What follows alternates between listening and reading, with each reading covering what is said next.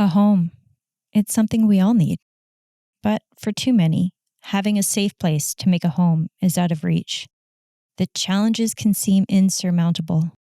And yet, each and every day, people are coming together to provide safe, quality, and affordable housing for those in need. Welcome to Let's Talk Housing. I'm your host, Sara Goldvine. Join us as we listen to and learn from people in British Columbia who are creating strong, inclusive communities where everyone can thrive.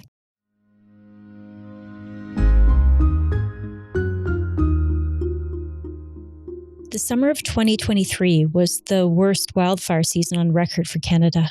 Fires raged across the continent, displacing thousands and filling the skies with smoke. Tragically, some people lost their lives. Many more lost their homes to the flames. But it's not only people who have houses who are displaced. Those without housing also have to flee. On today's episode, we're going to talk with Kathleen MacKinnon from Turning Points Collaborative Society and BC Housing's Nanette Drobot about how partners work together to evacuate people experiencing homelessness in one BC city, Kelowna, when wildfire struck in August of 2023. Before we get underway, I want to acknowledge that I'm recording from the territories of the Musqueam, Squamish, and Tsleil-Waututh, whose people have stewarded these lands since time immemorial. Our guests today are joining from the traditional and unceded territory of the Syilx Okanagan people. Also, in full transparency, this episode is being recorded in November of 2023 and reflects the matters of that time. Kathleen, Nanette, welcome to Let's Talk Housing. Thank you. Hi. Kathleen, I'd like to start with you. Take us back to when you first learned that the fires were coming close to Kelowna in the summer. What did that look like and what happened for you? I suppose my introduction to the fires happened a little bit different than some of my colleagues. I actually was driving back to Kelowna from Lethbridge on the Thursday when the fires started really becoming a bigger thing. And so as I was driving back to Kelowna, I was just about into Banff. So I'd passed Canmore, and cell phone reception service is little bit by bit. And I get a call from our regional director, Sara, and she goes, "We're evacuating Super 8 and Bartley Road Shelter." And Super 8 is my language for our rapid rehousing program. And so when I said, what's going on? And I thought immediately earlier this morning, as I was in a meeting in Lethbridge, I said to folks, we're really lucky in Kelowna, knock on wood, we don't have any big wildfires right now. So that was, I don't think I knocked on enough wood on that statement. And then, so they let me know that they were evacuating both the sites, and I'm affordable housing manager. So I have a seniors affordable housing facility over in West Kelowna. And they let me know that I had to get something out as soon as possible, just to let the seniors know what that looked like, to be prepared and be on alert. Even though their location wasn't, we wanted to acknowledge that, again, certain demographics might need more time. And I pulled over, started writing out a statement, checked in to make sure, I don't know what I can do from Banff right now, but is everybody good? And they also said, well, you're on call tonight for all of our sites too. And I said, I'll be rolling in around 7 p.m. back into Kelowna. And things increased along my drive. So as I was getting more to Sicamous, it's funny, my trajectory is also just more geographical as I find out about the fires. But I'm driving, and then I get stuck in accident traffic, and I'm told we're going on this emergency call for our team.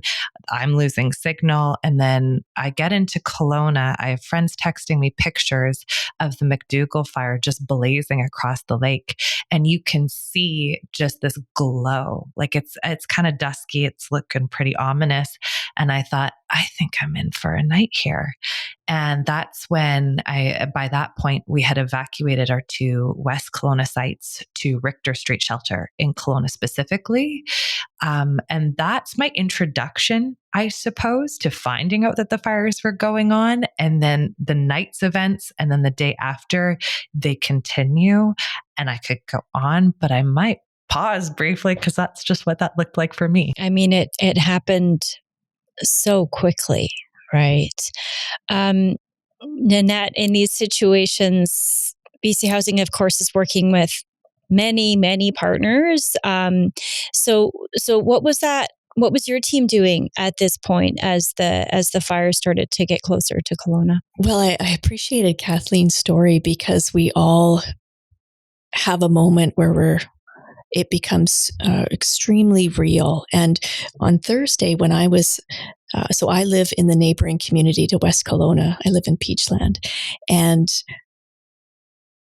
we could tell this was different just because of the escalating nature of it. It came so fast, from something that was, 2 hectares to something very significant. And you could see it from my home. At that point, we're in very constant contact with our providers, just because the wildfire situation is not a new situation for us. We do have the interior region is very big under my responsibility area, and we often have interface fires. We often have, though, way more lead time. And so it's a mad scramble to make sure that the people that have these nonprofits in their responsibility area are connecting with them. And we try to ensure that the nonprofits, they understand that they have a plan, they have all the resources that we have available to us are available to them. And we just try and keep the communication lines open. So for me, when I got involved with Turning Points, I'm pretty sure it was a text from Randine, and which is the Turning Points Collaborative CEO. And it's great because a lot of our response is really based on that very strong relationship that we have with our providers, and they know that they can text and we will get back to them right away. So I feel like there was a rapid fire of emails, phone calls, texts, and we were trying to keep up with Turning Points because they were mobilizing very quickly. They had a plan and we just had to support it. I mean, in these situations, we try and have a plan as organizations. Of course, plans are plans, and then you've got real life happening. So Kathleen, Turning Points had that plan. You had the support, from Nanette's crew. Walk us through what that looked like as you and your colleagues mobilized to actually put the plan into action and help folks. The other part for us within our planning and irony around that was about a week before the wildfires.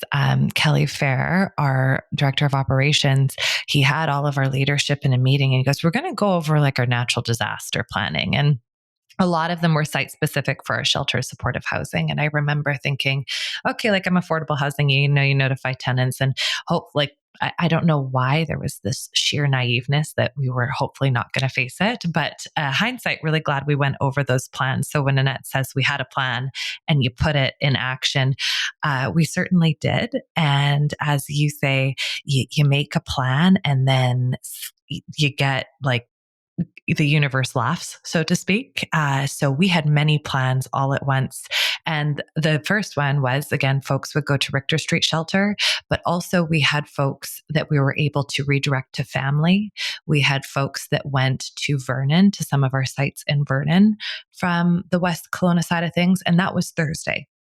So when it came time to like around 11 o'clock p.m. on Thursday, as Nanette said, lots of people can see the fires from their homes. And I was one of them as well. I'm watching it come down Lakeside. And I remember calling Tara, our regional director, and I said to her, I think we're going to have to start talking about what it looks like if we need to evacuate Richter, because speaking to the tumultuousness of fires, and I am absolutely not an expert in Mother Nature and what that looks like from a fire side, but we know that fire can jump a lake like nobody's business. And Darren Hull, who is local to the Okanagan community, fantastic photographer, videographer, was covering a lot of the fires, I think even for the fire authority. I'm not entirely sure, but I follow him on social media. I know I'm good. And so I'm looking at my social media as we're having these meetings, and he has, it's like 10 minutes ago, he posted this on his Instagram stories where there's a little blur of red on Knox Mountain across the lake. And again, this is around 11 o'clock at night. And he says, the fire crews just saw my camera and they think that the fire jumped the lake. So all of us, we get a hold of all the Kelly's on the call, Randine's on the call. A lot of our team and managers are on this call. And we said, what is the plan if we need to evacuate Richter in the middle of the night? And so that's the first reality that we're facing. That's not really part of the plan. Obviously, you hope things happen during business hours. We're like, what happens if it's 2 a.m.? So our managers go to Richter Street Shelter. And we have about 68 folks there at that time. And the managers are there. We get there around midnight, 3 of us. And it's so important to recognize too, that the demographic we're working with that are unhoused folks, to expect folks to be regulated and have a baseline of, you bet, that sounds perfect. No problem. We're ready to go, is an unfair expectation for anybody, even including ourselves. We're in the midst of a natural disaster. And I think everyone is going to have some dysregulation in their nervous systems around that. And so our managers came, we checked in with staff. I think it's important to note too that even folks that are housed, that are service providers, are moving through their own evacuations at the time too. So we went to Richter Street Shelter and we shared with people, let people know calmly that are staying at the shelter to have a bag ready to go in case of an emergency, and say that we're not evacuated, we're not on alert, but we need to be prepared. And that we just checked in with staff that night, got home at about 2 a.m. And that's, I'm getting a little personal in terms of what that looked like, but I get home and I grab my animals and I bring them to my parents' place, because I thought if the fire rolls down the hill and they shut off the power, I won't be able to get up to my apartment to grab my animals. So I stayed at my parents' folks at about, I stayed at my parents' place at about 2 a.m. And then you wake up at 5 a.m. because I don't know about Nanette, but I was buzzing. And I get to work at 6:30 a.m. and we kind of had a plan. And then from there, so 6:30 a.m. Friday, we're about to hop on a call for 7. And you want to know what the game plan was? We had no idea what community was not going to experience fire at this time, because conditions were changing so quickly. So we all looked at each other. We go, okay, we need to get Richter out of the community, quite possibly because the fire is now on Knox. Where are we going? And that became a really scary question, because we've already relocated people to Vernon. Fires are near the Vernon area. If we've already evacuated 2 sites, we're doing it a 3rd time. We need to be mindful of resources. What is a safe community? What happens if this is the worst thing we've ever seen? And so we had a team, we had everyone really working on multiple plans. We finally decided, we narrowed down to 2 communities. So one in the Lower Mainland, Chilliwack, and then Penticton, in terms of where we wanted to go. And we worked all day at trying to secure sites, transport, all that. And I'll end it on that, but that's what that looked like from my end, probably until about 3 or 4 o'clock. And then things went wild. But yeah, that's where we're at.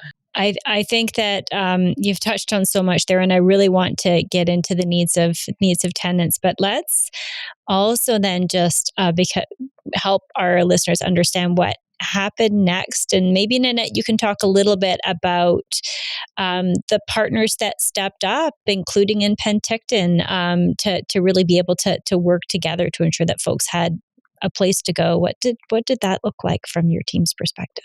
We were very impressed with Turning Points, because they were not on, like the Richter Street site still was not yet on alert or order. But that fire at Knox is very close, and it wouldn't take that long. And Kathleen sort of talked about the readiness of the shelter guest. It's not the same. And our providers know that. And so that has to be part of your preparedness, your emergency planning, to understand these unique needs of the shelter guests that are there. They've already gone through one move, and now you're talking about this move quite a ways outside of their community. So I became involved because the plan from Turning Points was presented as we've kind of done the legwork to see where we could get some support around transitioning some of the folks coming from Kelowna. And we've identified 2 spots. One's at Simpoughton, which is a supportive recovery type housing that was just, it had some vacancies because we were it just had opened. So there was some capacity there, as well as with Penticton and District Society for Community Living. They have a site that has shelter and supportive housing, and there was an opportunity to reallocate it in a amenity space to support some people there. Both nonprofits, there is a culture of collaboration in the interior region. I can't speak to any other region, but we've seen evidence of that time and time again. They rally when it comes to issues that they think are really important, from an advocacy point of view, but also a support point of view. So the plan that Randine presented was something that she had already vetted with the leadership of the two other organizations. It was just up to me to kind of acknowledge the plan, support the plan, and to assist them with whatever we could. Yeah. So we have different nonprofits coming together, right, with other partners, including, of course, Nanette's team at BC Housing. So what happened next, Kathleen? How did you move the folks that needed to leave and make sure that they had somewhere safe to go? So we had these like hourly check-ins kind of scheduled. We guaranteed the plan.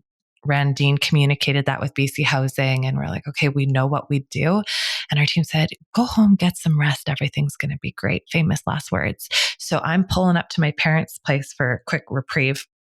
And I get a call as I'm driving and they say, we're evacuating. Let's go. So, but like hop on a call first. So as I'm on this call, I have my mom, she's shoveling things into my car for me. And just, she packed me cucumbers, which I loved. It was just a good emergency support snack.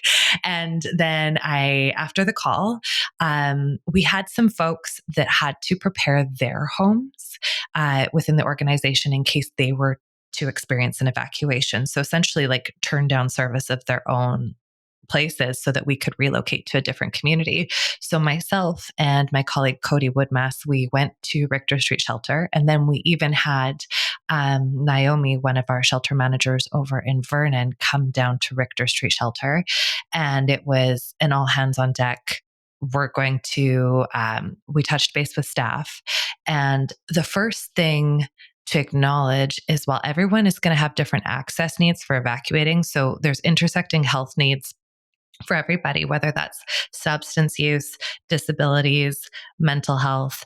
And I think with that is there's that side of things where you want to meet people's access needs. And then the other important piece, I think, within nonprofits or social service provision, or really any, is sometimes, and I'll speak for myself, there's this perception that when we offer people a choice, that is the only choice that they should be making, or they need to be grateful for this choice. And we don't abide by that. We know that everyone is incredibly autonomous and has choice and free will in terms of what they need for themselves. They are the expert in their own wellness journey and their own housing journey. And we really want to ensure that we're respecting people's autonomy, dignity, and safety. And so I said to folks, when we propose, we're going to be relocating to Penticton. And I shared, because we had a more high barrier spot to go to and more low barrier, but I shared, you can come with us. There'll be a bed, there'll be food. We're going to have staff here. You'll recognize us. You're safe. We're going to hop on a bus together. I don't know a lot more with that. Let me know what you need. You just got to pack your bag.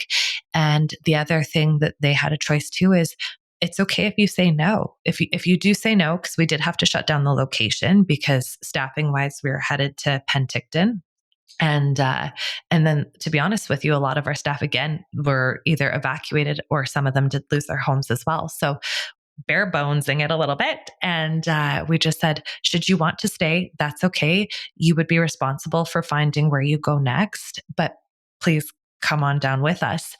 And when we're giving those choices to folks, though, something that I didn't foresee happening either was when you're calling staff to relocate to a different community and everyone has their own needs, people have to close down shop at their own places. They have to pack their bags. We had 2 hours to do it. So I I sent staff home to pack bags. There was people on site that volunteered. And I mean, I can't talk highly enough of our frontline staff that they shoved animals in their vehicles. They went to and I get goosebumps, they went to the pharmacy to make sure they had enough medication to go. And our management team, we focused on letting clients know, handling those logistics. And we made sure that our frontline staff that were volunteering to completely relocate their lives to a different community, not knowing if they'd have a home to return to, some of them got what they needed to go. And when I tell you those 2 hours were absolute chaos, and I mean it in the best organized way I can. For me, they were chaos, where I think I fielded, I looked after when I was debriefing with my team, and I was like, I think I fielded 20 calls while we're trying to make sure everyone's ready to go for those buses, is that there's still ever-changing conditions and decisions to be made while you're evacuating folks. And you are, again, where people have different vulnerabilities and health needs. Like Nanette said, we were not under alert, but someone that might be dysregulated and upset or have different needs, or they're missing their medications and stuff like that. It is not a small process to get 68 people out of one building who are really struggling. And to do that with dignity and care, and not from a perspective of enforcement, because it's already traumatizing to be displaced. People who are houseless are displaced. Everyone deserves housing. And so this is, we're in a natural disaster. We're in a traumatic event. It has roots in colonization. And I won't go down the rabbit hole, but I just think it was so important to provide as much care possible within those 2 hours. And really, I can't stress enough the importance that we did this when we had the resources to do so that we were able to care for people appropriately. And then that's when we hopped on the buses. So that's part 2 so far. The fact that your team was able to do that with so much care is really important. Nanette, those of us who work in housing, people who work in this field, understand the importance of housing. I think, though, part of what Kathleen's touched on is just the layers of trauma, and in particular, the uniqueness of displacement for people who have experiences with homelessness. It's different. Can you just talk a little bit?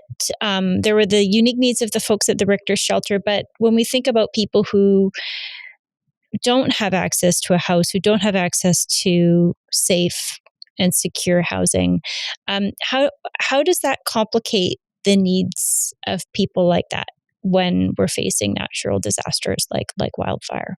I think it makes it tremendously complicated, and we've seen how the system reacts or responds to those to the vulnerable population time and time again, and it's not a response that meets their needs. It's one that marginalizes them even further.